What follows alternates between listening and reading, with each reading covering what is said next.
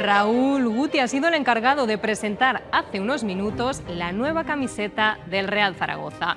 Esta que ven va a ser la nueva piel del equipo blanquillo para la próxima temporada. Y esta nueva equipación zaragocista recuerda alguna otra de tiempos pasados. El equipo estrenará dentro de poco más de un mes esa camiseta. Ana, buenas noches, que ahí vemos, ya tienes en tus manos.